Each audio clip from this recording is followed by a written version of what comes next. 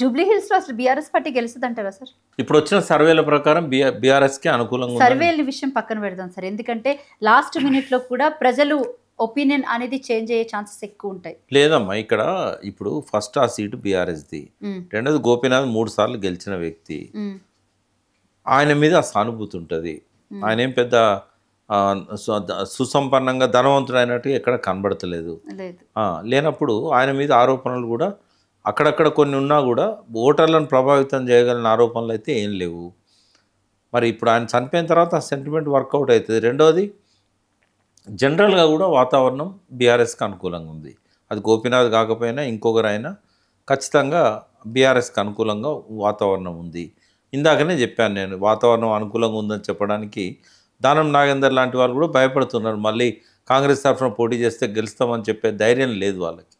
ఇది ఖైరతాబాద్ జూబ్లీస్ పక్కనే ఉంటాయి కాబట్టి ఆ డౌట్ ఎందుకు ఉండాలి. నేనేం జ్యోతిష్కుని కాదు, కానీ ఇప్పుడున్న పరిస్థితిని బట్టి కాంగ్రెస్ ఫెయిల్యూరే బీఆర్ఎస్ గెలుపు కారణం కావచ్చు, గోపీనాథ్ సెంటిమెంట్ కూడా కారణం కావచ్చు. ఫస్ట్ నుంచి కాంగ్రెస్ పార్టీ అధికారంలోకి వచ్చిన తర్వాత కరప్షన్ మీద ఎక్కువగా ఫోకస్ పెడుతూ ఉంది. మొన్న ఫార్ములా ఈ రేస్ మీద కూడా ఏదైతే ఏసీబీకి అప్పగించిన తర్వాత ఇప్పుడు ఛార్జ్ షీట్ ఫైల్ చేయమని గవర్నర్కి ఏదైతే అప్పగించిందో, ఇంకా గవర్నర్ ఆమోదం రాలేదు యాక్చువల్గా చెప్పాలంటే.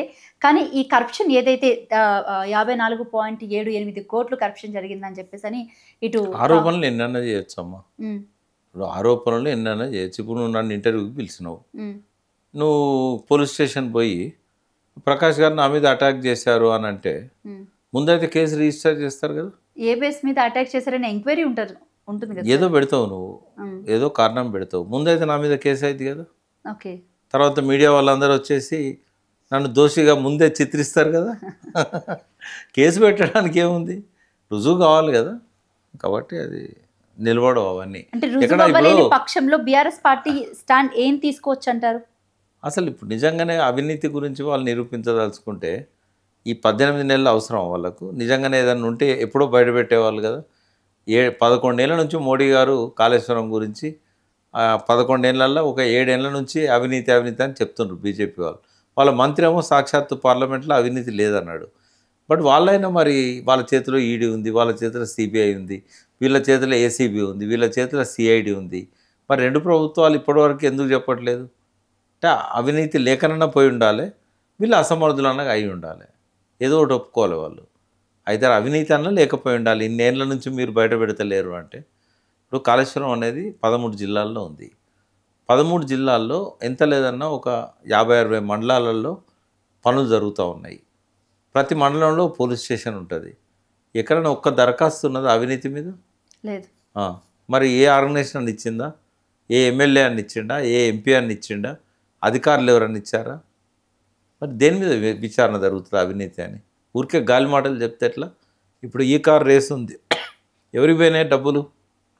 గ్రీన్ కో కంపెనీకి డైరెక్ట్గా నేను అనేది ఓపెన్ ట్రాన్సాక్షన్స్ ఉన్నాయి కదా. ఉన్నాయి, అది వాళ్ళ ఒప్పందంలో భాగంగా జరిగిందే. అది నీకు నిజంగానే కేటీఆర్ అకౌంట్లోకో కేటీఆర్ బినామీల అకౌంట్లోకో పోతే ఆయన ముద్దాయి అవుతాడు. మరి ఇప్పటిదాకా అటువంటి ఆధారాలు లేవు కదా. మరి కేవలం ఆరోపణ చేసినంత మాత్రాన రుజువు అవుతుందా? సిబిఐ చేసినా ఇంకోటి చేసినా కావాలని బదనాం చేయడం ఎలక్షన్ల దాకా నడిపిస్తారు. అంటే ఎందుకో బీఆర్ఎస్ పార్టీ కొన్ని విషయాలు, అంటే ఈ ఇన్సిడెంట్స్ అన్నీ జరిగిన తర్వాత ఎక్కడో కొంచెం డౌన్ అయినట్టుగా అనిపిస్తుంది. డౌన్ కాలేదు. ఒక పాము కుబుసం ఇస్తుంది చూడు, ఆ కుబుసం ఇచ్చినప్పుడు ఎంత ఉత్సాహంగా ఉంటుందో ఇవాళ బీఆర్ఎస్ అంత ఉత్సాహంగా ఉన్నది. మనము ఎప్పుడు కూడా మన బలాన్ని శత్రువు కదలికల నుంచి అంచనా వేయాలి. ఒక్కొక్కరు మనకి వస్తున్నారు, బీఆర్ఎస్ ఎదుగుతున్నది, మళ్ళీ దీన్ని ఎట్లా కొట్టాలి. అందుకే ఏం చేయలేక హరీష్ రావుకును కేటీఆర్ మధ్యలో ఏదో తగాదాలన్నాయని చూపెట్టే ప్రయత్నాలు కాంగ్రెస్ పార్టీ చేస్తూ ఉంది. మొన్ననే official spokesperson media incharge Rammohan Reddy గారు మాట్లాడింది, ఇట్లా జరిగితే బాగుండు, ఈ పార్టీ తనంతర తను విచ్ఛిన్నమైపోతే బాగుండు, ఇంట్లో ఉన్నోళ్ళు కొట్టుకుంటే బాగుండు. ఏందమ్మా ఇది?